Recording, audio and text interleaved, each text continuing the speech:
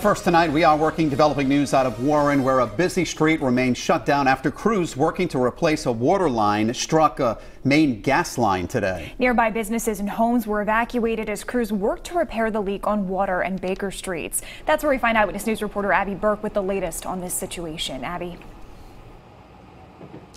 Mike and Caroline, if you weren't in Warren this afternoon, you might not even know that this incident had happened. The strong smell of natural gas now gone, but crews are still on the scene tonight, continuing to work. That's the gas venting through that pipe. Like a jet engine in the middle of Water Street. A quiet afternoon in Warren, shattered by the cutting of a gas line. Contractors working to replace the water line on Water Street. Hit a main gas line at Water and Baker Street. The natural gas spewing into the air for around 2 hours, filling the area with a strong and identifiable odor. We evacuated some of the businesses close by. We evacuated some of the houses as a precautionary measure. Fire and police responding to the scene, helping to push people back towards safety, while National Grid worked to isolate and shut off the leak. The reason for the caution by National Grid is anything we have can cause a spark.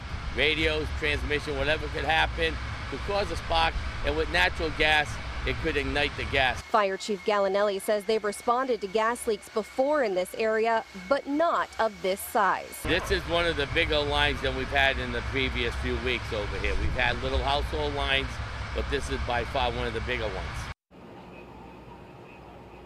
A spokesman for National Grid confirming that it was one of their main gas lines that was hit this afternoon. Again, crews still on scene tonight working on that, but for the most part, things returning to normal. With the exception of Water Street, all the roads have reopened. However, several of the businesses will remain closed tonight. Coming up tonight at 6, we'll tell you how this gas line hit affects them.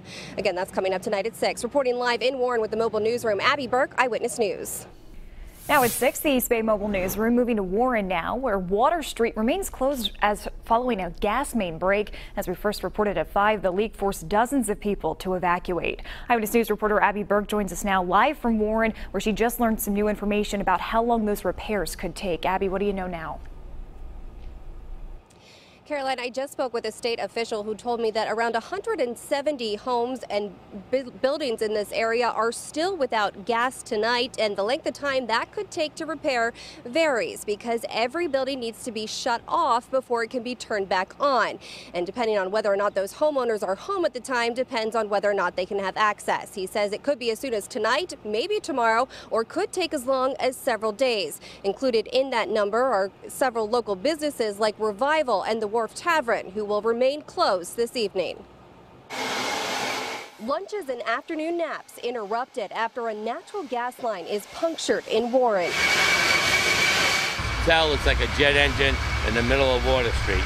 A spokesperson for National Grid confirming one of their main gas lines was hit by a third-party contractor working on Water Street.